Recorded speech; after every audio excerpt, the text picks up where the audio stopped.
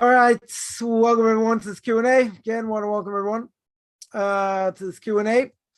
Something came up recently that I put on my page. There's a lot of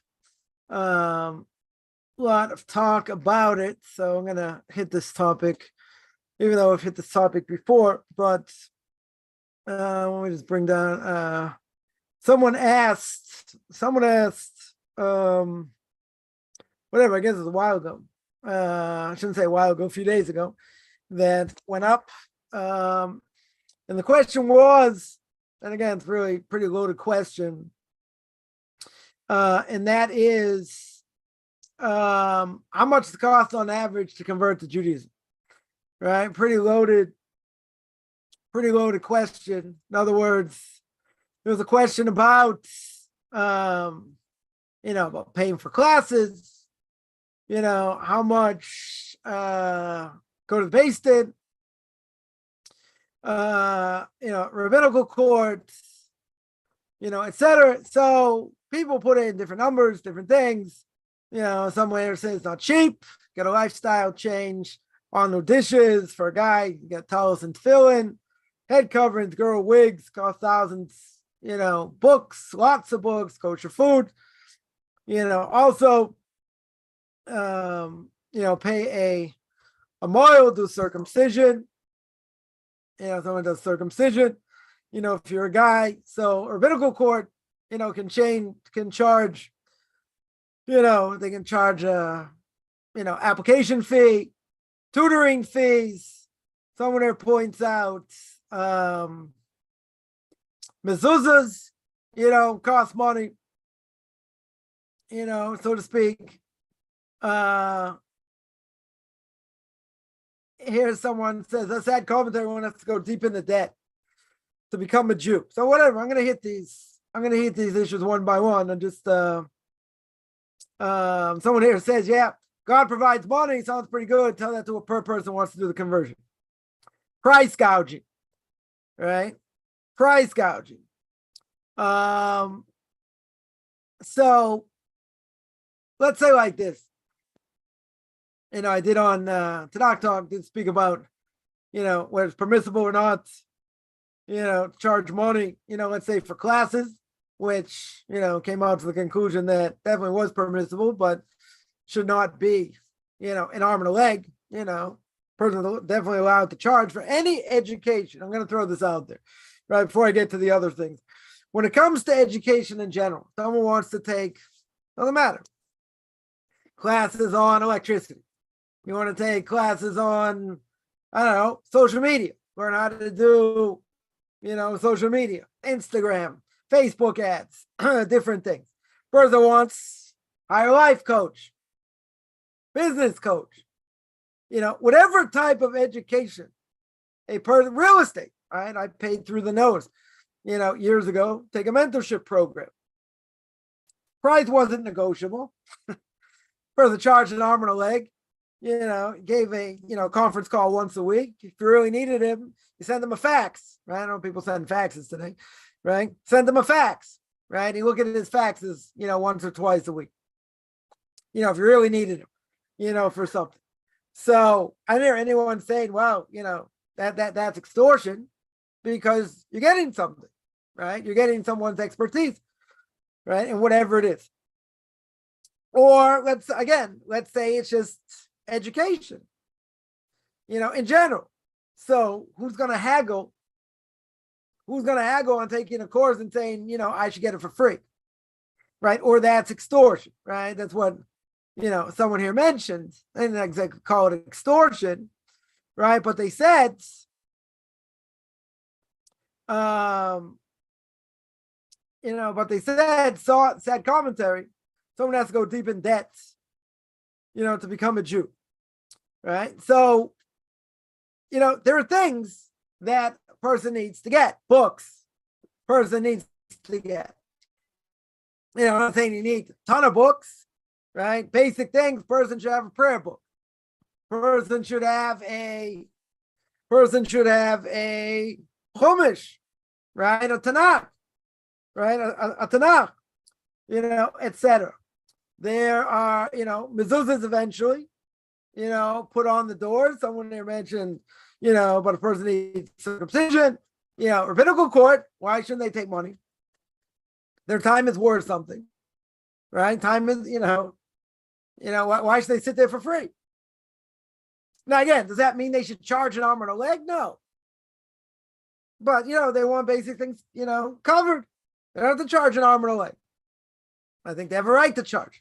Time is worth something, right? Definitely their time is worth something. So in any other case, right? See, this is the problem. It's called cognitive dissonance. In every other case, where someone comes to fix your washing machine, someone comes to fix your car. Now, people say, car mechanics may be ripoffs. They'll say, oh, you need this, you need that when you don't really need it. Okay, but let's say they're not.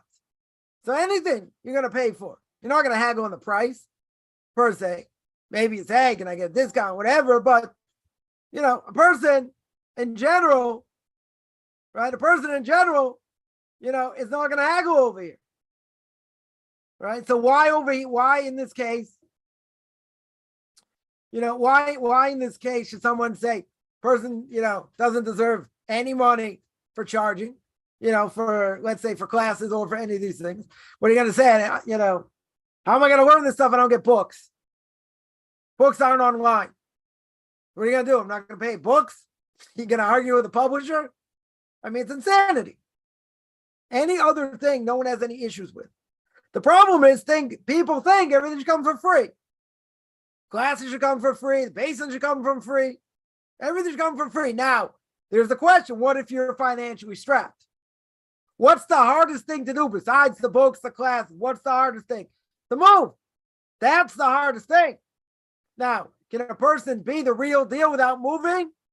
In theory, how are you going to be a Jew if you don't live amongst Jewish people? So I've had people tell me, it doesn't say anywhere in the Torah, doesn't say anywhere in the Talmud, doesn't say anywhere that you have to move to a Jewish community. Okay, so how are you going to be a Jew if you don't live amongst Jews? To see what they do. The Rambam makes clear in the laws of repentance. The Rambam says 24 things stop a person from repenting. Right? What's one of the 24 things? You cannot separate yourself from the community. You have to be part of a community. So all these different things are crucial. Now, is it true that kosher food costs more? Yes.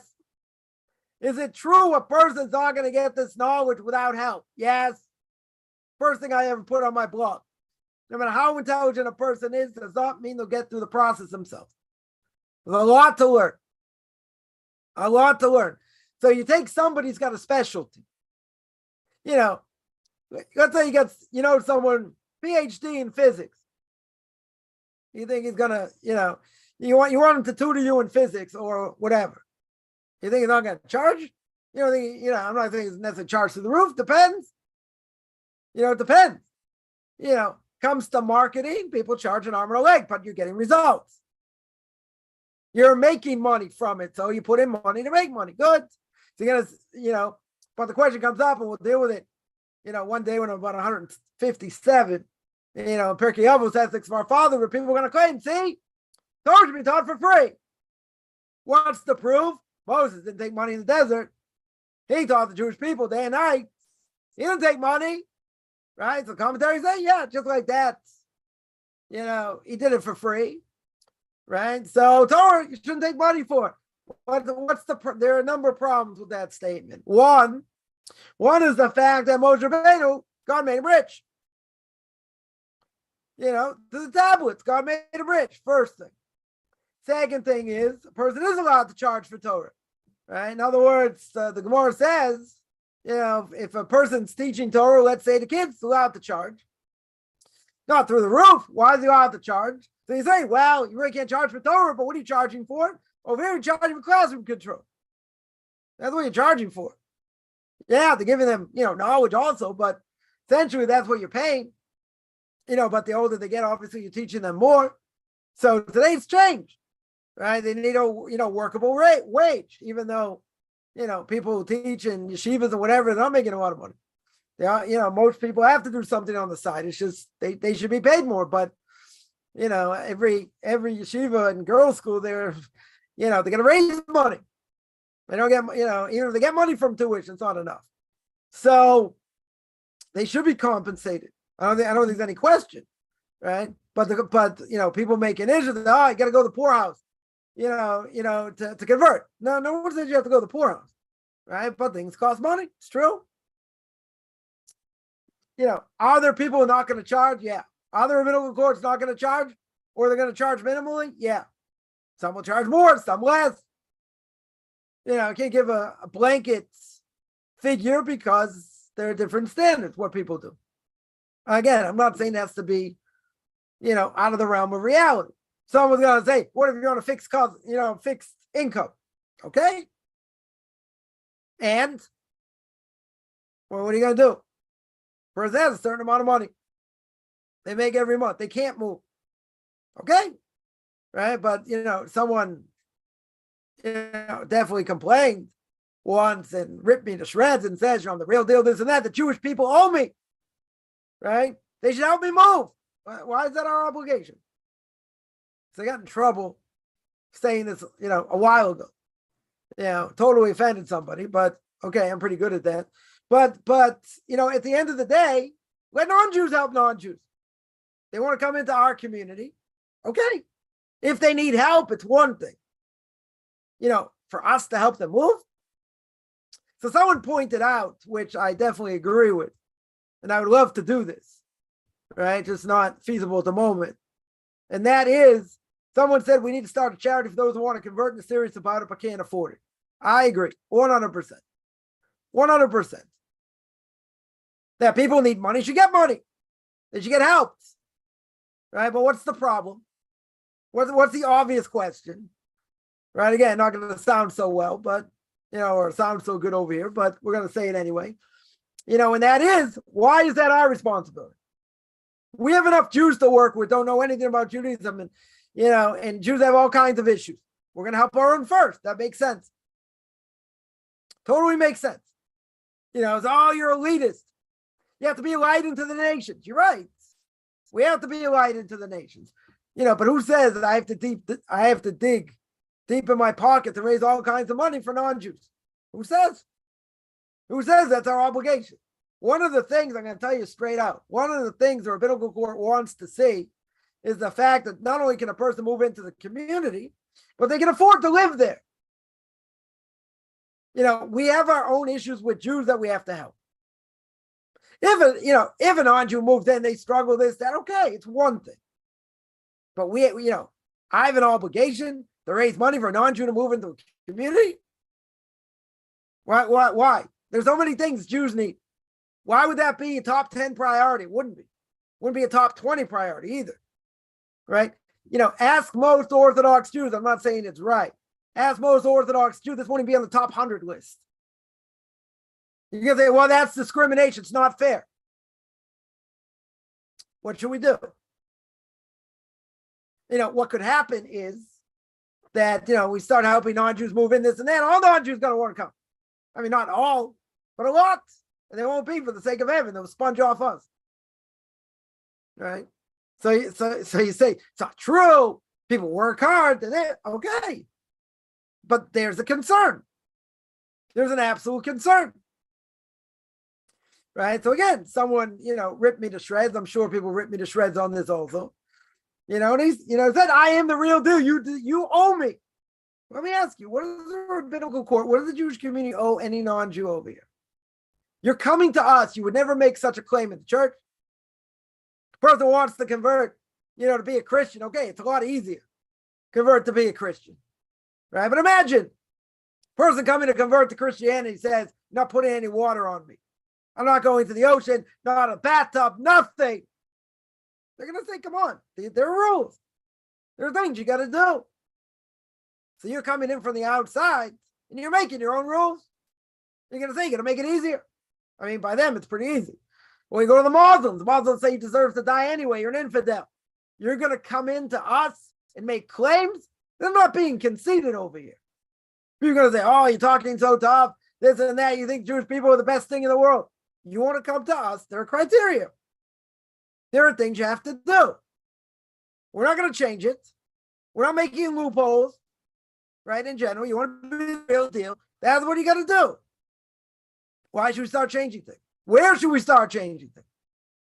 You know, I know someone that, I don't know if they finished the conversion or not, but they ended up, because an Orthodox conversion was so hard, they ended up converting conservative. Okay. But they said they made it so hard. I said, great. They made it so hard. What should we take out? Kashrus? What should we take out? Shabbos?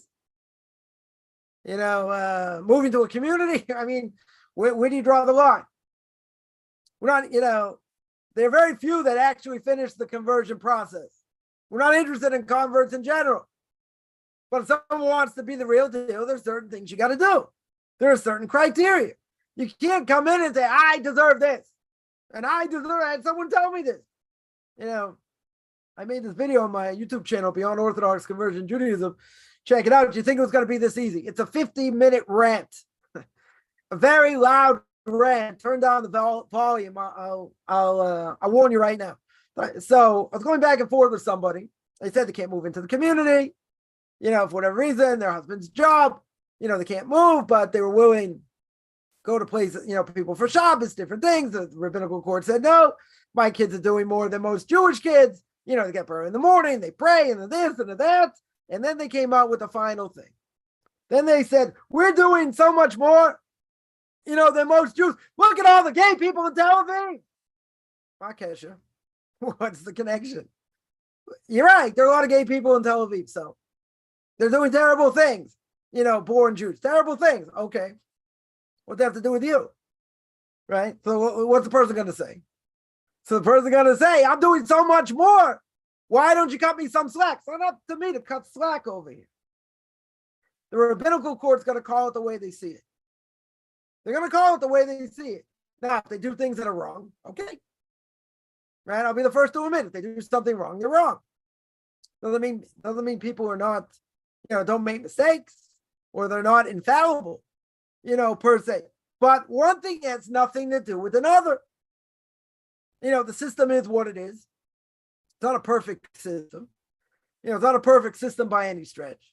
But at the end of the day, you got to do what you got to do. Based on the one calls the shots. They're putting their name. They're putting their John Hancock on that, you know, on that conversion. Now, they have ultimate responsibility. So you can say, well, I also have responsibility, right? Even though I don't sign, I'm not signing on it, but I'm recommending people. People can make me look stupid. It hasn't happened yet, thank God, right? But, you know, people could be better candidates, worse candidates, but they're the ones that sign off on it. And not only that, if the person goes sour, guess what? They get all the transgression. The rabbinical court gets all the transgression, right? They get all the transgression. So that's a huge responsibility. So doesn't it make sense? They want to make sure the person's 100% the real deal? Yeah. Now, sometimes maybe they go overboard a little bit. They are too stringent. Could be. Right? Could be. We'll say that. You know, maybe they go too far a little bit. Okay. You know, at the end of the day, you know, if a person lives in England, guess what? You're going to have to live with a Jewish family for a certain amount of time. People are going to jump up and down. Why? Because you have to see what Judaism is, according to them. You have to actually live with the family and see what goes on. It may turn you away from Judaism altogether. Right? But at the end of the day, there's criteria.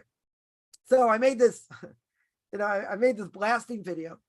And the whole point of the video is person coming in from the outside. First of all, you got to show respect. That goes without saying. Second thing is you have to understand the responsibility the rabbinical court has. That's the second thing. And the third thing is whatever they tell you to do, that's what you have to do. Now, some of it could be just a test, you know, testing a person's mettle, so to speak, to see if they are really the real deal or if they're really going to listen. I'll give an example. I had somebody that's ready to convert, took them to rabbinical court here, you know, here in Israel, and the rabbinical court asked them, it was before Rosh Hashanah, and the rabbinical court asked them a bunch of things. One of them was that if we said you need to move to a stronger Jewish community, right, what would you say? So they said, we'll do whatever it takes. If you tell us to move, we'll move. Then the rabbinical court asked them, well, what happens if we tell you in order, it's right before Rosh Hashanah, you're not ready, let's say, to convert before Rosh Hashanah. Or maybe we don't think, or we tell you, you're only going to be allowed to convert after the holidays, right after Sukkot. That means you have to go through the holidays, Rosh Hashanah, Yom Kippur. You have to go, as a non-Jew. So what they say, right? They both said, husband and wife both said, whatever the rabbinical court tells us to do, that's what we're going to do. Whatever you tell us to do, we're not going anywhere. We're gonna show you we're the real deal. Whatever the rabbinical court says, that's it. Now, sitting there saying, yeah, that's the answer. That's the answer they want to hear. In other words, the person comes in saying, okay, we're going to do whatever you tell us to do. You want us to learn more of this? We'll learn more of this. You want us to learn more of that? We'll learn more of that. If you tell us we're ready to convert, great. If you tell us it's going to take another 6 months, okay. But you have to understand they have huge responsibility. Huge responsibility. So therefore, they're going to take their time. I'm not saying it has to take forever. I'm not going to say it has to take years and years. It doesn't have to be that way. At the same time, person has to realize, they have responsibility. So, if a person has to learn how they're going to get the knowledge, they'll say, I'll get it through YouTube. I had someone, I'm not even going to read what they said. I'll just tell you. They said, well, how cheap could I really do it if I watch all these videos on YouTube and this and that? It's not the same as learning with someone else because you're not going to get all that information. If you tell me went on YouTube and there were 50 classes on the laws of blessing, 50 classes on the laws of kashrus and on prayer and this and that, and it's extremely thorough, okay, I wouldn't have an issue. We're not having an issue. But that is not the case. You get a little bit here, a little bit there, etc. Again, I'm not plugging myself here. I'm just saying that's what you're going to get. The hodgepodge. You get a little bit, but you won't get soup to nuts what you need. You won't be able to find it. It doesn't exist. Let's say better. It doesn't exist, right? In theory, I could do that. Go through all these classes, put it up somewhere, have people sign in, and that's it. Could do that. Not doing that. The reason is because people need step by step what to do, how to do, why to do, and have that interaction where they can ask questions. That's why I call it a mentorship. It's not just giving classes, right? It's guidance. It's getting classes, getting information. Should I do this? Shouldn't I do that? Different things. It's a whole different thing. Is the person going to get that just from YouTube videos? No. Could you learn Hebrew that way? Yes. There are certain things you could get from it. I'm not saying not. Right? But to get the skilled information you need, you're not going to get it from that. You have to get it from someone else that's going to take you through it. That's going to help you through it, guide you through it. Right? It's not the same thing. It's just doing it on your own. Right? But someone said, okay, I'll do this, that, and the other thing as much as I can before I need someone else. I'm not saying you can't do things on the side. Plenty of things you can do on your own. Right? It's not the same. Right? That's the point. It's not the same. Right? Totally not the same. Right? So, keep that in mind again. Nobody would have issues. In general, this comes up with Noahide a lot. That the fact that they say there's so much online, why would I pay for anything? Right? It's a good question. Right? Depends what you want. Depends what someone's looking for. But, there's if someone's giving a class, they go, all right, just give it for free. I mean, a lot of things people can get for free. Okay. I don't have an issue with that. 90% of my classes are free for a lot of different reasons. Right? So, a person can't expect, everything's going to be for free. But not only that, it's another issue. And they, and people are going to say, well, there's so much out there. What do I need someone to guide me? And I'll tell you, I'll give you an example. So I started giving classes on the book of Genesis which now I'm holding by Leviticus chapter 16. It's been 10 years more. So someone told me, said, I know the Bible from cover to cover. Why would I take your class? Now, first of all, the class is free, so it doesn't really matter. But he said, what do I need your classes for? So I said, well, I know the Bible from cover to cover. So I said, okay, let me ask you. You read the story about Lot and his daughters. He says, yeah. Who's an offspring of Lot and his daughters? Moab, see, from my father. Daughter, this daughter wasn't necessarily so righteous, right? So who's Moab? Who comes out of Moab? Ruth. Who comes out of Ruth 3, 4, 5 generations later? King David. Jewish Messiah comes from an incestuous relationship. So I said, I bet you never thought of that. That was my first question.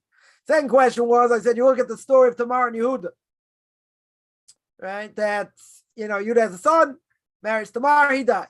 Second son, marries her, he dies. Right? Third son, he doesn't give to her straight away. So she dressed up as a harlot, he's with her, whatever. He doesn't want to embarrass her. He gets her pregnant. That's where kingship comes from. Kingship comes from this relationship. So I said, I bet you never thought, in the kingship, by the way, the Torah says, kingship, Yaakov Avinu, when he's giving the blessing to his children, before he dies, he says, the scepter of kingship will never leave the tribe of Yehuda. Never leave the tribe of Judah. So I said, I bet you never thought that's where kingship comes from. They said, okay, Rabbi, what's your point? So my point is, you may know, the Bible from cover to cover, but you don't understand what it says. There's a lot more behind what it says. I said, I'm not saying you have to take my classes, but don't think you know what you know. Because if you learn it without commentary, you don't know very much, right? You totally don't know very much, right? That is, that is the point, right? That is exactly the point. So a person has to realize, it's not about, it's not about person's IQ. It's about getting knowledge from someone who has the knowledge. That's worth something. How much? People can charge what they want. It has to be, reasonable. Or if they don't want to, they can charge for some things, not for other things. But they have a right. They're giving over skilled knowledge. Right? We're talking about education. Anything else, it wouldn't even be a discussion. Right? I'll give one other example. I see a lot of questions here. Give one other example. Remember, a number of years ago, I got a problem with my washing machine. Guy comes, fixes my washing machine. 2 days later, something else went wrong. Right? Something else went wrong. So what happened? So I said, well, am I covered? He goes, no. I'm like, why not? He said, you just came. He said, yeah, this is a totally different part. Right? So only Jews would haggle about this stuff. Non-Jews, not necessarily. Right? But that's it. It was a totally different thing. They're going to sit there and argue? You're paying for someone's expertise. Now, if they mess you up, different issue. Right? Or if they're not as qualified or whatever the case is. Right? But that's what you're paying for. So why when it comes to education in general, isn't education, that's what you're paying for, whatever the education is. Again, whether it's in electricity, whether it's in social media marketing, other classes, doesn't matter. Doesn't matter. A person takes a class online, some university. Take a class in physics. Take a class in physics. You're going to sit there and say, I'm not paying for it? They're charging $400 a credit. You're going to argue? You ask, well, is there a discount? Okay, maybe they'll give a discount. I don't know. Take a bunch of classes, maybe they'll give a discount. Whatever it is. There's no arguing. That's the price. You like it? Fine. You don't like it? Go eat Google. That's the way it is. With all these things, they're not negotiable. A lot of things not negotiable. Problem is, people think, Torah should be free. People want to teach for free. Very good. But their time is worth something. Why should, someone tutors privately, right? How much does a private tutor get? $50 an hour. $75 an hour. In London, it can be between $40, $80, $60, $70 an hour, right? You get a private tutor. You're going to argue? Maybe only once a week. Okay, right? Someone just said, your price is too high. So, okay. Right? I'm not going to send anyone away because of it. Right? But, making $15 an hour, I don't think it's a lot of money. considering it's not just about giving classes. That's not extortion. One person years ago, called it extortion. Okay, but it's even less than that. I charge so much that it's okay. Whatever it is. So, a person should be prepared. I'm not saying if a person can't afford it, they should be turned away. No, certainly not my policy. Right? Other people may say different. Okay, when you're serious, come back. You'd be surprised if it's that important. People find money for it. All right, could be. Could be. But at the end of the day, if it's a choice between paying an electric bill or paying someone to tutor, okay. But where are you going to learn this from? You're going to learn from someone eventually. It doesn't have to be so unbelievably expensive, but it is. To move is expensive. Kosher food is expensive. What are you going to do? Passover, food is 3 times the price. What are you going to do? Not eat kosher for Passover? You eat less. You figure it out. What do people do? They put money away every month for Passover. Because Passover is expensive. It's true. Sukkah is also be expensive, right? I mean, a sukkah is not that expensive to put together. Maybe a little of an esrog could be, but you got all these meals you have to have, and you have an extra day of a festival outside of Israel. So yeah, you're gonna have chicken, you're gonna have meat. There's a Talmudic dictum: mitzvahs cost geld. Mitzvahs cost money. What it is, food's not cheap anywhere. Definitely not cheap anywhere. So, something's got to give. Oh, what about tuition? Say, I can't send my kids to yeshiva because I can't afford it. So what are you going to do? I mean, there are tuition breaks, people get, but it's not free. Yeshivas have to survive, right? It's cost prohibitive, true. But what choice do you have? That's where most of a person's salary goes. When I was in New Jersey, and there was cheaper than a lot of places. It costs $400 per month per kid. Think about it. You got 3, 4, 5 kids, $2,000 a month just on education. Hopefully it's good education.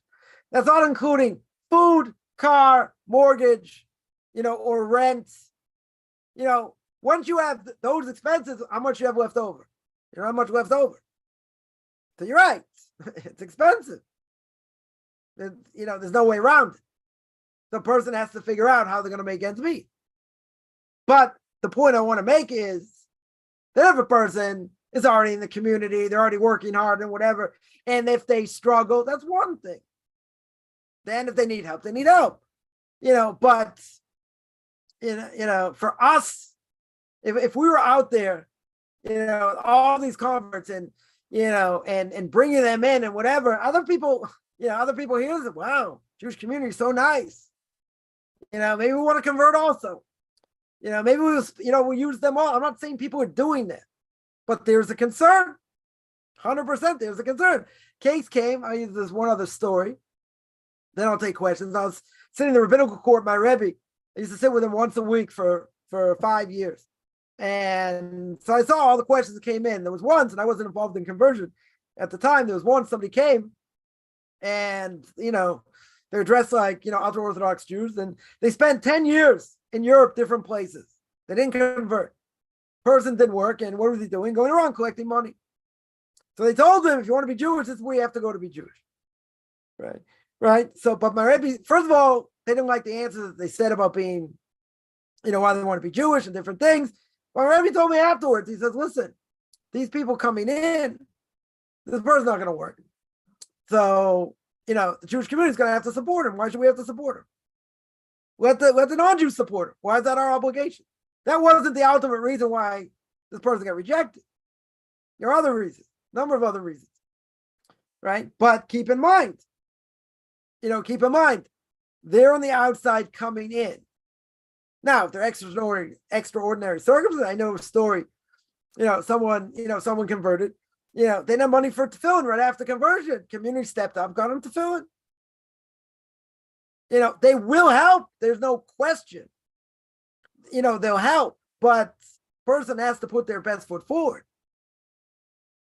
They definitely have to put their best foot forward. Otherwise everyone's going to come along and say, hey, look how nice the Jewish community is. Well, we'll do the same thing. We'll just fake it.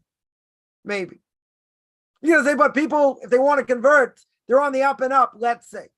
They're honest. They're just, they're stuck. They're limited. Okay.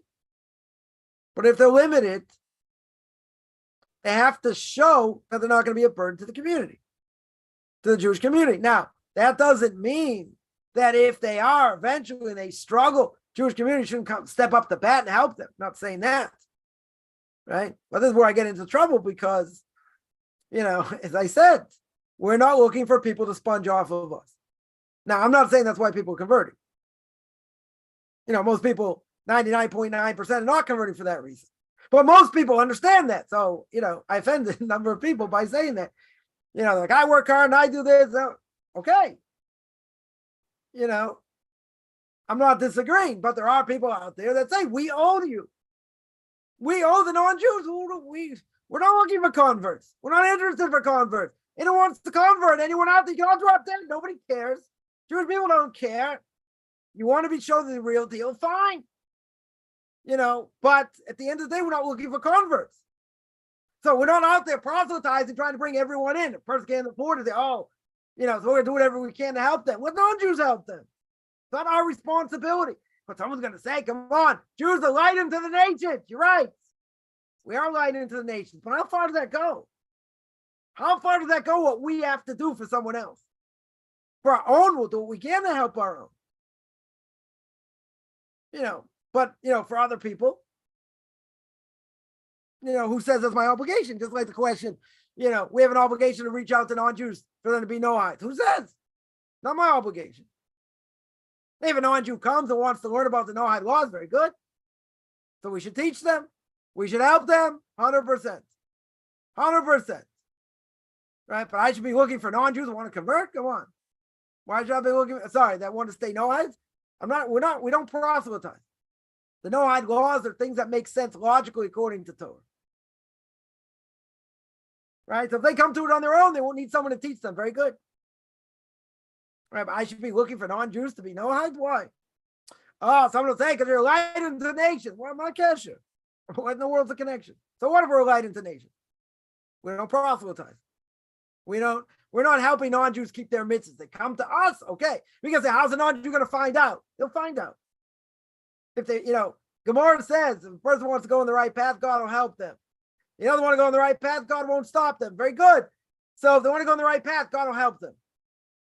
They'll find the way. Might be indirect, but they'll find the way. Okay. Right. But these are things that are logical according to Torah. Not things that don't make sense. So they'll come to it. If they come to it, fine. If they don't, it's their choice. But isn't it sad all these people get wiped off the face of the map? Yeah, it is. But who says it's my job to help them? They reach out to them. They want to come. Very good. They want to be educated. They want help. Okay. I have to go out there. Put up signs on their churches saying all about the Noahide laws. Who says? Who says I have to do outreach? Some people disagree. Some people would say, Chabad's very big in that. Doing outreach with non-Jews. Okay. Other people say no. My Rebbe would say totally not. They want to come to you. Fine. You're looking for them? No. Not at all. Yeah. Someone here points out the ones that give to the charity the most is convert. I would tell you like this. Maybe it's true. Maybe it's true to a certain extent. But at the end of the day, if someone's got a lot of money, they ain't converting. I'm going to tell you that. Right? In other words, a secular Jew wants to become an Orthodox Jew. If he got plenty of money, why would he do that? Most Orthodox Jews that have money are not necessarily Bali Tshuva. People come back to Judaism. I don't say they have to be dirt poor, and this and that, but, if a person has money and they're doing well, why would they want to convert? Why would they want to return to Judaism as a Jew? Everything's going well for them. What are they missing, so to speak? There are people, there are a handful of people. That had money, had a lot of money, and they became religious. Right? Anyone's ever heard of Morris Smith? I don't know if anyone's ever heard of Morris Smith. Started the Magellan Fund. Right? Whatever. He started this fund. He became an Orthodox Jew. It's almost unheard of. Almost. I'm not going to say there aren't returnees to Judaism that have money. But again, I'll ask the question. If converts had money and had serious money, they're not converting. Sorry, if a secular non-Jew, forget secular, if a non-Jew, right, has money, why is he going to convert? Would make sense. Would not make sense. Are there religious non-Jews that have money? Sure. But they're doing it as a fake thing. They're all part of a fake thing. But if there were, converts, again, depends how much they make. If converts have, tons of money, I haven't found them. If I found a few, I'd look different. Things would be different in many ways. But it's not the case. Most people I've come in contact with, now again, I'm not saying I've come in contact with everybody. Most people are blue collar people, not white collar. It doesn't mean they have a lot of money. Right? They live paycheck to paycheck. They live week to week. People aren't necessarily stashing money away. I haven't come, I met a lot of people that are nurses. A lot of people do other things, but not people have real serious money. I mean, if anyone does have real serious money, I have what to talk to you about. But in general, that's not the case. I haven't seen it. Right now, is it true that they could exponentially, maybe for what they have, they get more money than others? Could be. Could be. Maybe they feel they have more of a responsibility. Could be. That could be. Someone asked, Jewish men have to be wearing to keep a head covering anytime we say a blessing or prayer. And does this include Moda'ani? How about waking up at night and saying the shackle? 100%. In other words, wherever you go, a male should have his head covered. Doesn't apply to a female. When she's married, she has to have her head covered. But making a prayer, making a blessing, saying a prayer, 100%. Head should be covered. Now, is the prayer or blessing valid if the head is not covered? Still valid. It's still valid. But even if it's still valid, it's not the greatest thing to do. Your head should be covered. So you wake up in the middle of the night, your head should be covered. Right, if you go to the bathroom. If you want to drink water, whatever it is. But, can a person pray with an uncovered head if he's a Jew? Technically. Technically, he could. It's not a good thing to do. You're obligated to have, a person's obligated to have their head covered. Whenever they pray, whenever they make a blessing. If they didn't have it covered, okay, you still fulfill your obligation. 100%, you still fulfill your obligation. Someone that points out, I think men wear a kippah even when they sleep. True. There's some people that have these, these kippahs that, that stay attached to them, when they sleep. So if they roll over or whatever, it's not going to come off. Right? It's protection. Right? It's, protection against, let's say, spilling seed or other things. Right, that should give a person more divine protection. There's some people that wear tzitzis when they sleep. Most people don't. I would say most Orthodox Jews don't. But again, it's a form of more protection. Someone mentions Jewish family I know wait 6 hours after red meat, but only 30 minutes after chicken because milk isn't from its mother. That doesn't make any sense at all. We wait 6 hours for chicken also, or 5 hours and a half. Chicken and milk is a rabbinic prohibition. Half an hour. There is a custom if a person came from Holland. There was a custom, I don't want to really go into all this, but there was a custom to wait 1 hour between meat and milk. Even red meat. Right? But that would be only if you have that custom. The majority customs wait 5.5 hours. Right? Into the 6th hour. If a person has a German descent, they wait 3 hours. I never heard such a thing as half an hour. If you want to tell me they come from Holland, that might be. There is such a custom. Right? There is such a custom. Because the Gemara says, without going into all the details, the Gemara says that one of the rabbis would wait, from one meal to the next in order, if he ate meat, to eat milk, drink milk or whatever. So the question is, how long does that meal? How long is that interim? Right? Is it an hour? Is it 2 hours? Is it 5 hours? Right? That's where one of the rabbis is so stringent, he didn't eat milk products or whatever till the next day. So the whole question, Don't question what that means. How far that goes. 1 hour, there's a custom in Holland to wait between meat and milk. Between milk and meat, you don't have to wait at all. Right? You wash out your mouth, you're fine, unless it's cheese unless it's hard cheese, been aged more than 6 months. Then you have to wait 6 hours like meat, right? Between meat and milk. Right? But an hour, even because it's poultry, doesn't make sense unless you have that custom. Poultry is no different. We don't make any difference. We don't make any difference. Someone here asks, why does so many people question God above? Yeah, it's one of multiple ancient deities, Jewish worship. No idea. No idea. We believe in one God, period. Right? We believe in one God. So, why people question, that one God being multiple deities? There are people who believe in multiple deities. What can I say? That's has nothing to do with Judaism. That's paganism. That's idolatry. All right, that's what idolatry is. Why would they compare him to that? I don't know. That's what Christianity is, right? It's taking quote unquote one God and making him something he's not, right? So yeah, that's kind of a problem.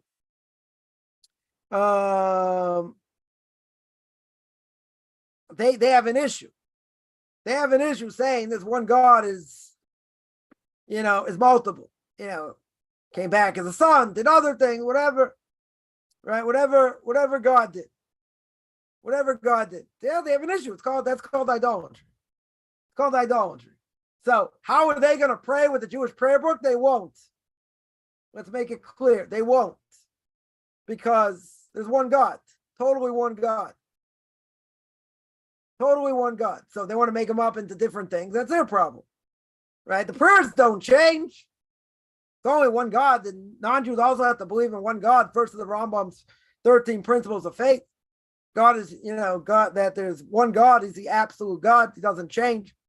He has a reward. He has the ability to reward and punish. He's unique in the world. All kinds of things. Other people believe in their multiple gods. Before Abraham came on the scene, that was the case. Everyone believed in idolatry. Then Abraham came on the scene and he showed there's a God of design. One God, not multiple gods. Right? So how can they still believe in that? I don't know. People believe in all kinds of crazy things. Go to India and worship cows. Cows not necessarily the brightest of all animals either. I don't know, when I was in college, people said, if you go cow tipping, it's a lot of fun when you're plastered. Right? Cows sleep standing up. I can't imagine take a 600 pound, a 300 kilo, cow, you push it over, and it must be a lot of fun when you're drunk because the cow can't get up. Ha. I don't know. Doesn't sound so exciting. Right? People do all kinds of crazy things, believe in all kinds of crazy things. I don't have to answer for them. I'm not going to answer for them. They're stupid. Why do they believe in it? I don't know. They believe in it for any number of reasons. Not because it makes sense per se, which it doesn't, which it totally doesn't, So we have an obligation to pray to one God.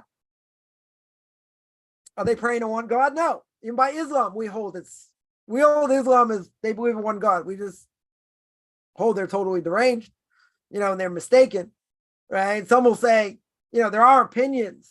I'm not going to say not. There's an opinion that says Islam, is idolatry. We don't hold that way. Let's make clear. We don't hold that way, right? So if someone wants to believe in multiple deities, how can they believe in one God? They can't. Impossibility, right? It's a contradiction in terms. Someone asks, who's the angel of the Lord in this week's parsha? I don't know, have to give me a quote. Angel of Lord can be, any angel. Any angel God uses as a messenger. Angels are messengers. They do whatever God bids them to do. They don't have free will. Right? So an angel is just the messenger. Which specific angel? I don't know, I have to look it up. Right? Which specific angel it might be that God sent? Not sure. But the angel that he sends is a messenger. Messengers do God's will. They don't have a choice. They have zero choice. They don't have free will, right? I made a video on that also. The angels have free will? No. Use a lot of examples. They don't have free will. They can't have free will. They're messengers. They can only do one thing. Whatever God tells them. Someone asks, what about being a B'nai Noah before based in? No obligation whatsoever. Right? If you don't qualify for an Orthodox conversion, is this more accepted? Yeah, a person doesn't have an obligation to convert. 100%. You shouldn't convert, reform, conservative. That's not worth anything. We don't hold it's worth anything. Let's make clear as well. I don't want to get in trouble for this also, but I don't really care anymore. And that is that the Rambam holds clear as day, the only person that has to make a declaration in front of a rabbinical court as a Noahide is a Ger Toshav. A Ger Toshav who lives in the land of Israel. He goes against idolatry, right? He keeps the Noahide laws. We have an obligation, Jews have an obligation to sustain him, to help him, etc. He has an obligation to go in front of a rabbinical court to declare that he's going to be a Ger Toshav. Problem is, what's a Ger Toshav? What's the status today? No status. You know why? Because there's no Jubilee year, right? There's a sabbatical year every 7 years, and every 49 years there's a Jubilee year. In order for a person to be a Ger Toshav, you need a Jubilee year. So everybody agrees we don't have a Jubilee year today. There's no Jubilee year today. There's no Ger Toshav today. So at the same time, if a Ger Toshav has an obligation to go in front of a rabbinical court and declare that they are a Ger Toshav. Now, does a Noahide have an obligation to go in front of a rabbinical court and declare they're a Noahide? No. Should they? If a person, there are groups out there who will say, yeah, it's a great thing. We'll give you a nice plaque. Okay. Right? If a person wants to do it, they can. They certainly can. It makes them feel better. It makes them take on this obligation. Okay. If a person wants to do it in front of two witnesses, that is a very good thing to do. You say it in front of two witnesses. I declare the Noahide laws. You mentioned the Noahide laws. Okay. Does the person have an obligation? Let's make clear. Do they have an obligation? No. Now, see, I got in trouble for saying this, but I'm just going to mention, and that is, if a person wants that piece of paper and it makes them feel good, okay? Makes them feel good. Gives them strength. Look what they've done. They did it in front of a rabbinical court. Obligation? No. No obligation at all except for Ger Toshav. No such thing as a Ger Toshav today. So now, if a person wants to do it, I'm not going to tell them not to. Someone would ask me, they say, can I do it? Sure. Do I have to do it? No. Should I do it? That's up to you. That's up to you. I would say in front of two witnesses, it's a very good thing to do. But there are people, I shouldn't laugh, but there are people that want to do it in front of a rabbinical court, and there's certain groups out there. They'll give them a nice plaque and whatever, and it makes them feel good. They put it on their wall. Okay.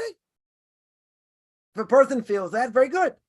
But the bottom line is, even if a person didn't do it, do they have a status of a Noahide? Yes. Is that paper, worth anything? Outside of anything? No, not really worth anything.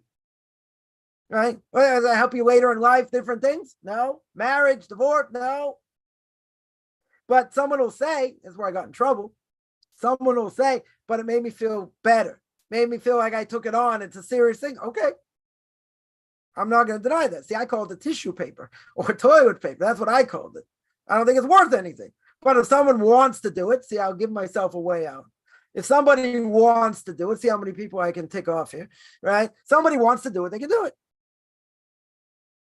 Makes them, again, it makes them feel better, gives them emotional support, etc. Okay. Obligation? No. No obligation. In the bigger scheme of things, besides making the person feel better, does it have any other relevance? Does it have any other relevance? No. Does not have any other relevance. Someone wants to do it, okay. But make no mistake. Make no mistake. Someone went live a while ago. And I was quoting the Rambam saying that the Rambam holds even a Noahide has to go in front of a rabbinical court. So I called them out on it. Said it's not true. Well, they called me out on it because I called it was tissue paper, it's toilet paper, right? So I called them out, and I, spoke to this person. I said, "Come on, you can see from the video itself. If you can read Hebrew, it says Ger Tosha, does not say Noahide from the Rambam. Clear as day, black on white, clear as day." Person's like, yeah, I know. No. Don't tell me you know. That's misleading. You're telling people Noahides need to go in front of a rabbinical court. You got to give this big plaque. Yeah, that's not what the Rambam says. Quote what the Rambam says. The Rambam says it's talking about a Ger Toshav. It's not called a Noahide. Not saying a Noahide. The person blew it up, and I put them in their place, like they should have been. You don't mislead people. No, you're not paying for the service. Who cares? You don't mislead people. You don't tell them, see, we're going to give you this big plaque, and it's so nice. And look, the Rambam says, Noahides can do that. Yeah, you're lying.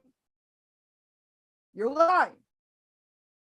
So I said, how can you do that? Yeah, I know. No. I put them straight in their place.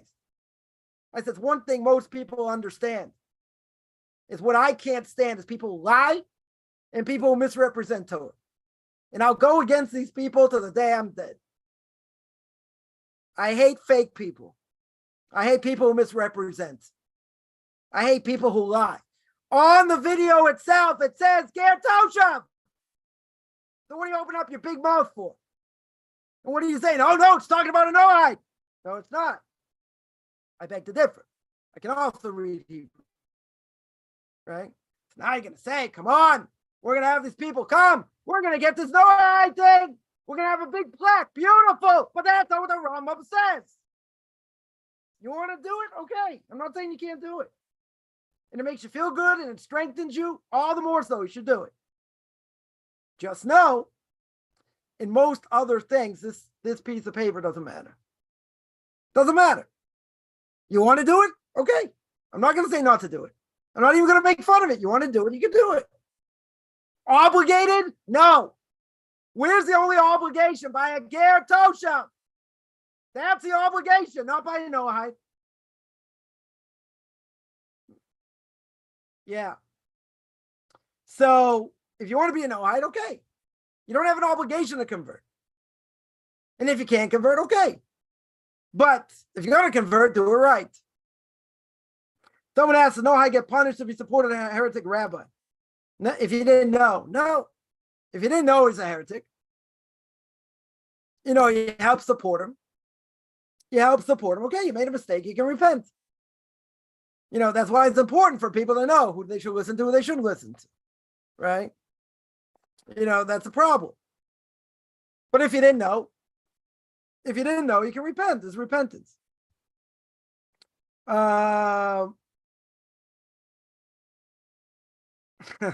Someone points out very good that,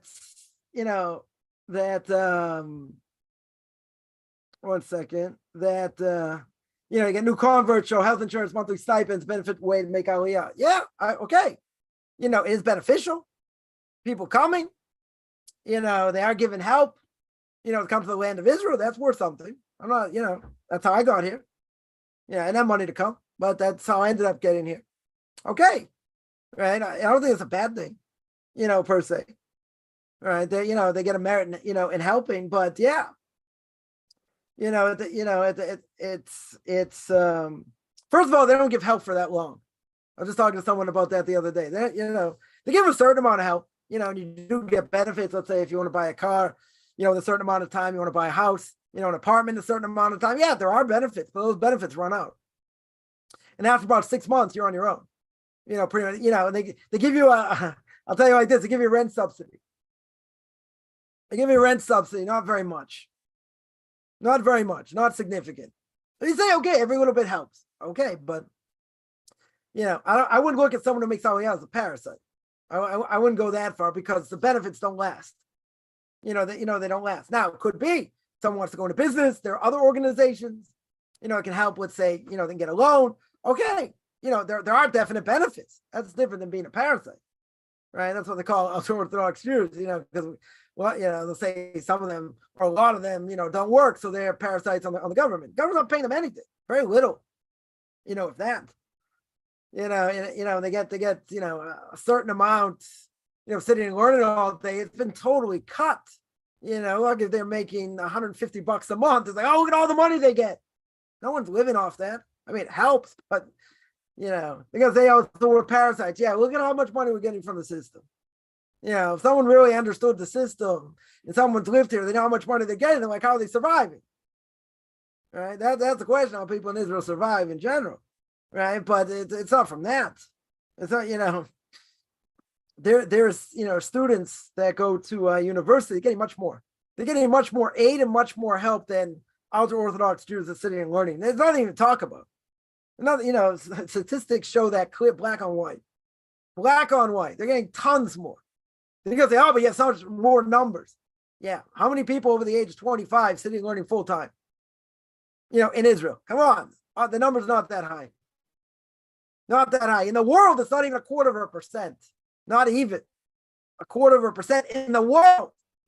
How many in Israel? Come on, it's less than that. But they think, they look at it just like a block and they say, look, they're not working, they're not doing, there are plenty of people working, plenty. Yeah, there are a lot of people sitting and learning also, but how many, I'm saying over the age of 25, I'm not talking about yeshiva students, not married under that age. It's not a high percentage at all. And not only that, the benefits that they're getting, they're being cut, things are being cut left and right. They're not making a lot. They're not, they'll call us parasites. There's no question about it. They'll call us cockroaches and other things. Yeah, but it's totally not true if you look at the numbers. If you look at what the real numbers are, not what they tell you.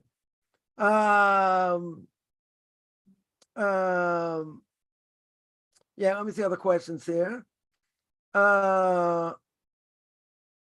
Someone asked, God takes away some of these millions first and become, yeah. I had that happen to me, but I became religious before that. And then I had money taken away, but that didn't stop me. Right. But I'm one of the few people, right? Who actually, when I had money, used it for the right thing, helped others and lived off interest, but I wasn't living a high life per se, but yeah, you don't see that very often. There are plenty of people. There are a lot of people, Orthodox Jews that have money, they could retire and sit and learn. How many people do? I haven't taken a survey, but it's not so many.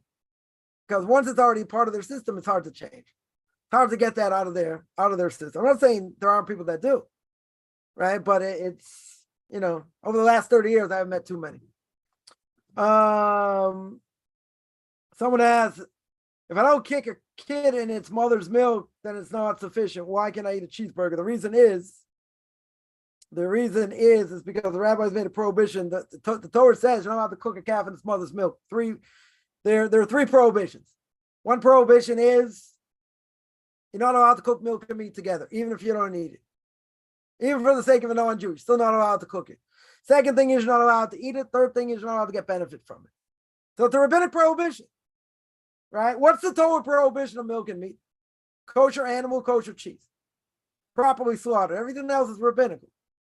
So you're right. Even though you're not cooking a calf technically in its mother's milk, that's what it means. That's exactly what it means.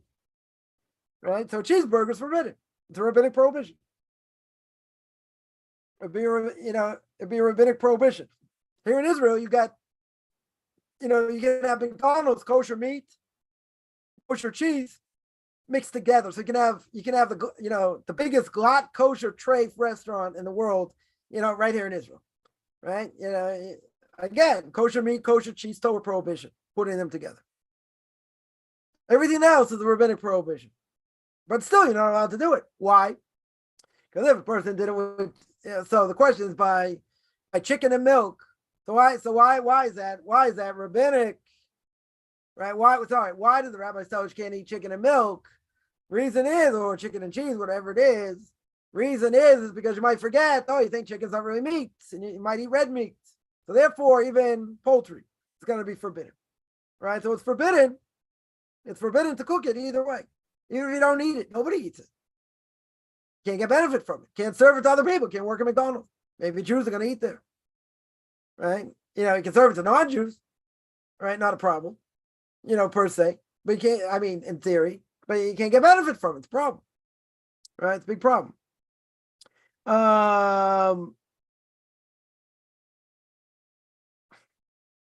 Someone here mentions, I could go on to this forever. Conservative rabbi told us that's okay because chicken turkey doesn't produce milk. Yeah, someone once told me, they said, why do you keep kosher? Because it's, problem with trichinosis. Like, if you eat pig, you don't cook it enough. And this, I go, but I was in a restaurant, I was eating a bagel. So I answered this person, I said, yeah, you're talking about trichinosis, which has nothing to do with why you keep kosher. But so I asked them, I said, okay, but you're eating a bagel. So what does that have to do with trichinosis? Yeah, whatever, pass the salt. Checkmate. Yeah, nuts, right? You can't make up this, you can't make up this stuff. Yeah,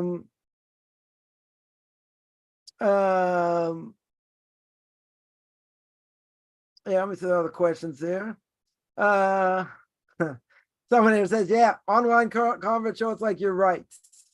I get this question a lot. Can I convert online? It's like, what, you have a virtual mikveh, virtual swimming pool? People wear it on their sleeves. People think, we have an obligation to, they have an obligation to go out there and tell other people, okay, to a certain extent, maybe true, but we shouldn't walk around with a chip on our, a chip on our shoulder. Someone there says, most rabbis on YouTube I've seen believe God needs us. And hell is only 12 months. That's why we say Kaddish, mourner's prayer for a parent, for 11 months. Some say even in the 12th month, but someone who says Kaddish for 12 months, it's like you're saying, your parent needs, is evil. Yeah, a person can get, technically it really should only be for 12 months, but it can be for a long time. I just put up a video.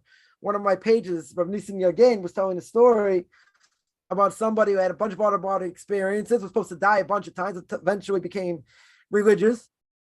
But one of the punishments before he actually got saved and put it into his body was that he was going to, suffer for 2,800 years. So that knocks out 12, doesn't it? Person can suffer, for much longer than 12 months, right? The Gemara brings out by Titus, even see by a non-Jew. Titus said after he died, right, he put in his will that he should cremate my body, scatter my ashes all over the 7 seas, because so the God of Israel won't judge me. And what does the Gemara say? God takes every single day forever, for eternity.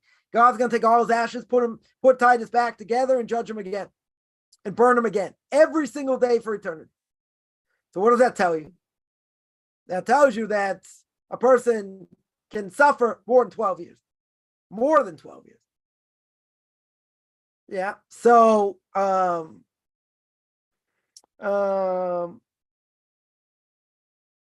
then the other thing is, most rabbis they see says God needs us. Now, technically, I would say, listen, on Rosh Hashanah, we make God king. If we didn't make God king, is God still king? Good philosophical question. God is king without us. God doesn't need us, but how can a king be a king without servants? But the reality is you're 100% right. Most rabbis agree, God doesn't need us. He doesn't. He would have been happy without creating men. There was a disagreement between the house of Hill and the house of Shammai for 2.5 years, the Gemara in Eruvin says. 2.5 years was a good thing. Man was created, wasn't created, this, that. They finally came to the conclusion it was bad that man was created, but we have to look into our actions and all that. Right? So bottom line is that it would have been better. God didn't create us. Now, we need God, there's no question. What does God need us for? What does he need us for? He doesn't. We're better off without us. But since God is a Mektiv, he wants to do good for us, as it says in the Ramchal, in the way of God, in the path of the just. He created us because he wants to give of his goodness. Not that he needs us. He doesn't need us. Totally doesn't need us. Right? It's a problem to say that God needs us. Or that God's infinite. He doesn't need us. Doesn't need anything. First of the 13 principles of faith. Right? God is absolute. But I would say, again, philosophical question. I don't want to get hammered here. But if God is king, and we don't make him king on Rosh Hashanah, let's say there's no human being. Is God still king? He's still king. He's king over the plants and the animals, whatever. Okay? He's still king. But can a king be a king without servants? Theoretical question. Could he still be king? Wouldn't you say it's better for him to be king over servants that serve him? Sure. Does he need servants? No. Doesn't need servants. Can you not be religiously Jewish if you don't convert? If your mother's Jewish, then you're Jewish. Then you don't need conversion. If a person doesn't convert, right, you can't do things like a Jew. A non-Jew is not allowed to do, a lot of things that Jews do. There's ways to tap into different things, right? But, they can do religious, quote unquote, religious things, but they're not going to have the same obligation, certainly as Jews. So even if you don't convert, you can have a portion of the world to come. People say, but, being an Ohite, there's no prayer. I mean, they are allowed to pray. They pray whatever they want.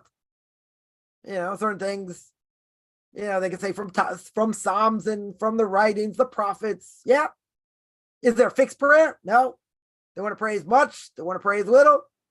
Again, does that mean, can they be religious in such a way? Sure. They don't have ritual per se. They don't have the holidays like we do, right? So it's more lacking in a certain way. But come on, a non-Jew, there's plenty what to learn. Plenty what to learn. I could keep people busy for the next 250 years if they really wanted to learn Jewish philosophy, Jewish history, Tanakh, plenty of things. Plenty of things to learn, midos, working on character traits, plenty of things that can make them religious. They just don't have ritual like Jews do, right? But so even if they don't convert, doesn't mean they're not necessarily religious. Just, we don't look at it the same way. That's what I would say on that. Someone asks, are there any sins which are not forgiven after conversion? Seems that I would say, even if a non-Jew would be liable for death penalty, let's say for idolatry, and they didn't repent, anything they're liable for death penalty is knocked off. I don't know anything offhand they wouldn't be liable, that they wouldn't repent for. That once they convert would not be taken off. Now I could be wrong. I don't, I have to think about it more. I would say that, it's like a bride and a groom when they get married. Jewish bride and a groom when they get married, all their sins are taken away. All their sins are taken away. Non-Jews, no different. They're like a katan shenolad. They're like a newborn child, newborn baby. So even if they were liable for death penalty for many things, that gets knocked off. That will get knocked off for the sake of conversion. Someone asked, how do you reach a higher level when you're Baal Tshuva or convert? And there is your past behind it. So you have to, you got to, every day is a new day in Avodas Hashem. Every day is a new day when you're serving God. Sometimes it'll be easier, sometimes it'll be more difficult, right? We have challenges. The problem is we do things by rote. If we do things by rote and we do things automatically, you're not growing, right? There's a joke. How do you know about Tshuva, or a convert made it, in Jewish society? How do you know they made it? They made it, in the Orthodox world. So what's the answer? It's a bad joke. What's the answer? When they're reading the Torah, they speak. They talk in the middle of Kriyas Torah when they read the Torah.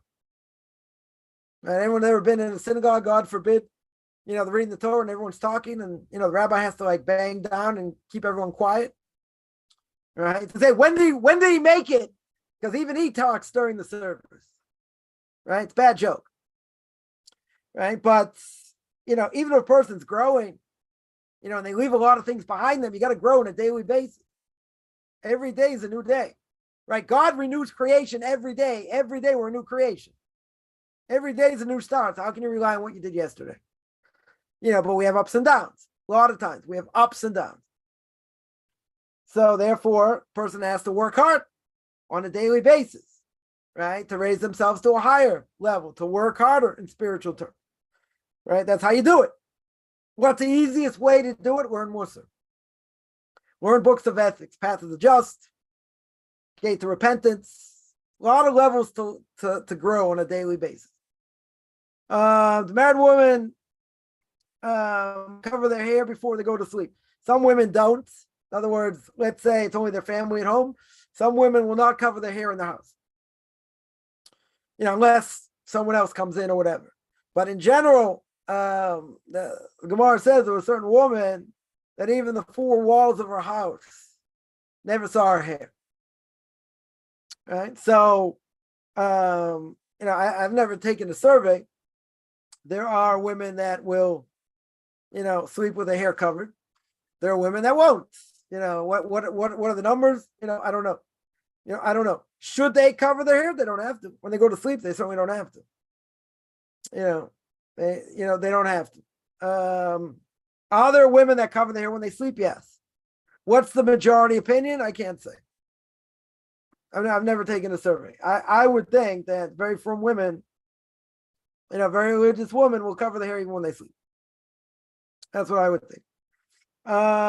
Someone asked, why can't the most righteous and amazing Nohites or convert be a Navi or a Dayan today? So there's a technical issue. Someone asked by the prophet Ovadia was convert, besides going to come from Ruth. It's a technical issue. Technical issue is when the Torah speaks about a king, it talks about a king having to be Me'echov. Me'echov means his people. In other words, it's got to be a Jew. Convert cannot be a king, right? It's a technical issue. But the Torah there says by a king is talking about where a king has power. So they learn out that a king has to be from Echov, Echov meaning from his people, from his brother. The convert's technically not his brother. I mean, he's a Jew. I'm not saying not, but there's a technical issue. The issue is can't have a position of power. The technical issue. Now, is it possible in certain circumstances for a convert to be a rabbinic court judge? Yes. If he's one of the righteous generation and they accept upon them, that he should be their judge, then not a problem. Can he judge converts? Yes. Can a convert be the head of a yeshiva? According to most opinions, not a problem. If you tell me it's a position of power, the head of the yeshiva can say who comes in, who goes out. It's not, could be the head of yeshiva. Sometimes it's just most of the time is fundraising, not necessarily giving classes or other things. So, maybe, a fundraiser or whatever. But a convert could certainly be that, according to most rabbinic authorities. Could he give classes in the yeshiva? That would be a problem. There is an issue, difference of opinion, whether a convert could be a rabbi of a synagogue. Now, some will say, not a problem. Others will say, what happens if the rabbi dies? Who takes over? Usually their son. If they have a son, to take over. So we see it could be that in such a case you have what's it called? Inheritance. Inheritance. Non-Jews don't inherit. Sorry, converts do not inherit in general. So there's a technical issue. So my Rebbe would say you have to, it's not a personal thing.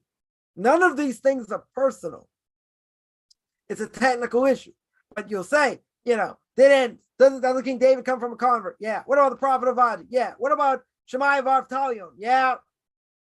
A lot of people, converts, had, even Shemaiah of Avtalion were, heads of rabbinic courts. And one of them was head of rabbinical courts. How could that be? So one of the commentaries say, okay, he was just giving over what the law said. He wasn't interpreting law. That's a different issue. So that they're allowed to do. Right? But it's a technical issue when it has to come to power, when the Torah is learning out from a verse. That's why. It has nothing to do with, we hate converts in the second-class citizen. The person has to realize a much bigger discussion, right? But a person has to realize there's certain things converts can't do. What's the obvious question that comes up, right? A woman says, why can't I marry a Cohen? Convert can't marry a Cohen, right? Or why is it that a mamzer, someone comes from a forbidden relationship, not necessarily where both are married, but a forbidden relationship. So we say that mamzer can only marry someone of the same union or a convert. Say, what am I, second-class citizen? So there's a reality over here. The reality is, even by a woman, a Jewish woman, she was promiscuous, she couldn't marry a Kohen. Kohen has a special pedigree. Special pedigree. Now, if you tell me we're living back in Victorian England and everyone's so modest, okay. But if a woman has a certain status, Jew or non-Jew, they can't marry a Cohen. Now, most people would say, okay, I don't have an issue with that, right? Because if someone's promiscuous when they're younger, that's it. Their status changes. There's the reality. I'm not making this up. There's a lot of promiscuity going on in the world. Certainly before a person gets married. So a person can get disqualified. So if a Kohen has a higher pedigree than everybody else, because the Torah tells me there are only certain people they're allowed to marry. And there's people that they can't marry. So even by a Jew or a non-Jew, if they have a certain status, they can't marry a Kohen. Now, what are they? Second-class citizens by a mamzer. Why does it say by a mamzer? You can only marry someone in the same union of a convert. Now, what's a mamzer in general? A mamzer is a product, is a child from a relationship that was forbidden. If a child is born in such a union, that child is blemished. That means that the child can only marry someone of similar union or a convert. You're going to tell me, isn't a convert 100% a Jew? They're 100% a Jew, but there are certain limitations, right? Over here, we have a blemished soul. This child that came out, it's not the fault of the child, but there's a reality. So there's a blemish. So a convert came, it's not their fault. They were born as a non-Jew, right? They have a lower pedigree in different ways. I'm not making this up. The Ramchal says there's a major difference between Jews and non-Jews, even before a non-Jew converts.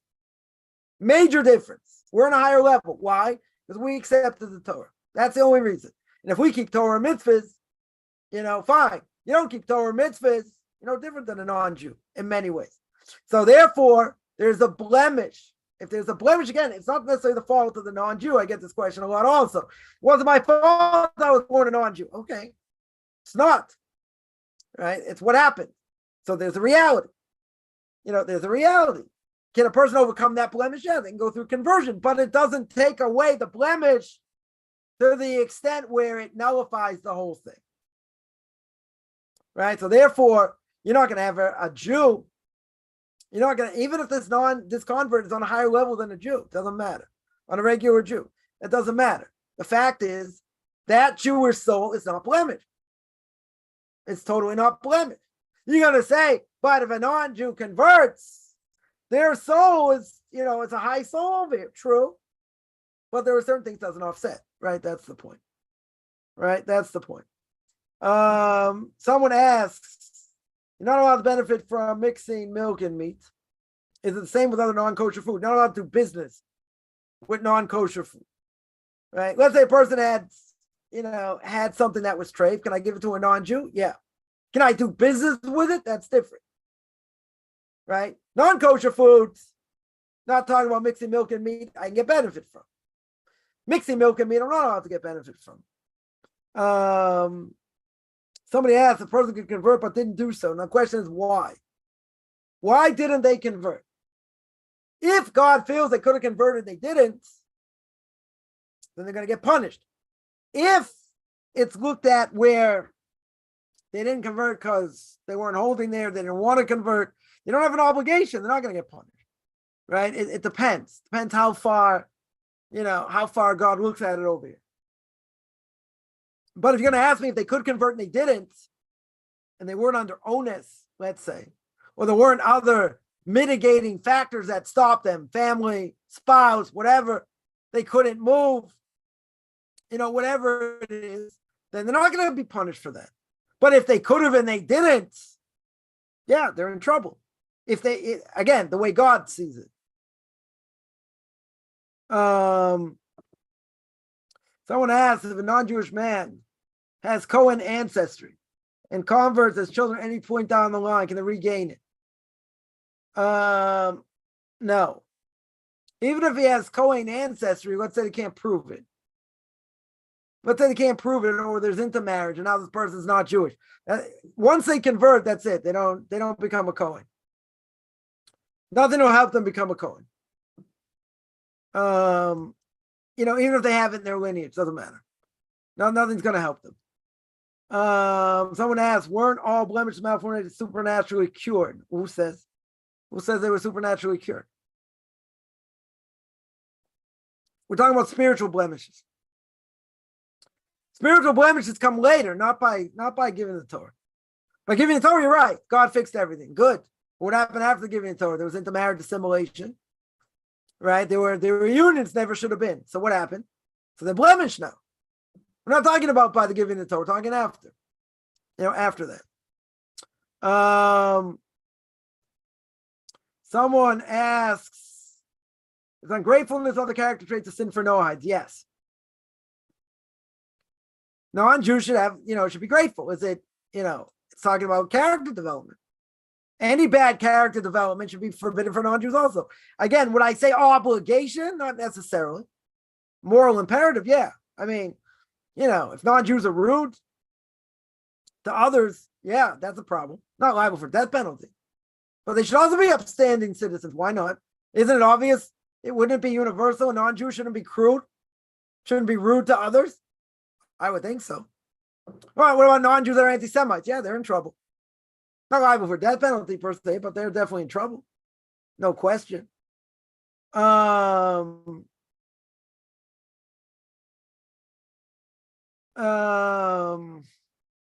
I just live his life without Musar and so on, still go to heaven. How are you gonna fix up any character traits not learning Musar? Musar is obligated for everybody. For everybody. How would a non-Jew figure out about fixing out character traits if they don't learn it? They would have to. Someone here mentions there's no heaven for Noahites. Not true. That is not true. The Ramchal says clear. Others say as well. There is non-Jews can have a portion of the world to come. Doesn't look the same as a Jew. 100%. It's not the same, but doesn't mean they don't. That doesn't mean if they don't merit it, they don't have it. Right? Means if they merit and they keep the Noahide laws, why should they not have a portion of the world to come? Why in the world shouldn't they? They'll have a portion of the world to come. It's not going to be the same as a Jew. So that statement is not true, that there's no heaven for Noahides. They supposedly have a special place. I'll give you homework. Read the book Derech Hashem. The Way of God by Moshe Chaim Luzzatto. He says clear. Others say the same thing. Rambam says clear. Non-Jews have a portion of the world to come. In the book of Kings, he brings it down. What if you're divorced? You don't want to marry anyone after conversion. You don't have to. I mean, it's better for a woman to be married than not married, but is there an obligation to get remarried? No. No obligation. I mean, they should, but again, more important, I think, for a man to get married than a woman. But the Gemara does say it's better for a woman to be married than not married, but she doesn't want to get married, she doesn't have to. They're not going to force her. I've heard someone, I think they just got blown off. That someone once said that, Rabbi told them if they don't have, kids or they don't get remarried, they can't convert. It's not true. It's not true. Why'd they say it? I don't know. Could be just to blow them off. 7 laws for all humanity. That's true. How can, one second. But when you see them as divine laws, given to the Jewish people, the Orthodox community take B'nai Noach seriously. Keep in mind, Noahide laws are learned from verses. They're learned out from verses in the Torah. Jews have to keep them. There's no question, right? But we have 613. They only have 7. I mean, they maybe have 55, 60, 70, whatever. The 7 laws are just an umbrella. That's what I would say. The Orthodox community take B'nai Noach seriously? No, unfortunately not. Many people just don't want to deal with them. They're like, why don't you just convert? Right? So they should be. I mean, we are working on that, trying to, get rabbis to take it a little more seriously, try and help them. And if they can't, they don't want to help them, or they don't know how to help them, then send them to people that can. But yeah, it's a problem. I would definitely say it's a problem. Someone says, all the time said in the days the world will be so overwhelmed accepting of immorality. Yeah, that's true. That's what we have now. I don't think there's any question. I mean, getting to Sodom over here, what's going on? Pretty crazy. Someone mentioned if his daughters, Jewish from birth, can marry Cohen. That's if they can prove. That's if they can prove, the great grandfather was a Cohen. If they can prove he was a Cohen. But there was intermarriage in between. That's a problem, right? Because if he had sons, then they're not going to be Jewish. If he had daughters, you're right. Right? Should have made that clear. If he has daughters, then they will be daughters of a Cohen. That is true. That is true. So why would you settle for a copy of Olam Haba? A non-Jew can have a portion. They can have a portion in the world to come. Who says they have to convert? Nobody says they have to convert. I think, again, are they going to have the same portion as a Jew? No, but they definitely have something. They should have something. They work hard in this world. They should have something. I don't think there's any question. Any other questions here? How does one unblemish their soul now? A lot of repentance, and once a person goes through conversion, that knocks it off. Even if you don't go through conversion, even if a person doesn't end up converting, repentance helps. I mean, you need a lot of repentance, but repentance can certainly help. There's no question. How do you know if your soul has been cured or not? You don't. These things we don't know. How can a person know they did full repentance? They don't. They do the best of their ability, and that's that. They try and do whatever they can. But they're not going to know 100% for sure. And then people go nuts and say, come on, maybe I did, maybe I didn't. There'll be OCD. We do the best we can. Why do we come out of Yom Kippur, smiling and dancing, thinking we did repentance properly? Because we hope God's going to have mercy and we did the right thing. We're not going to drive ourselves nuts. A lot of good questions here. I'm going to stop here. I do this every Tuesday and Thursday, 10 o'clock Eastern time, 5 o'clock Israel time. Anyone has any questions, find me on Facebook at Michael Chaim Kaufman, Beyond Orthodox Conversion Judaism. You can send me an email, rabbichaimkaufman@gmail.com, RBBICHIMCOFFMAN @gmail.com, whichever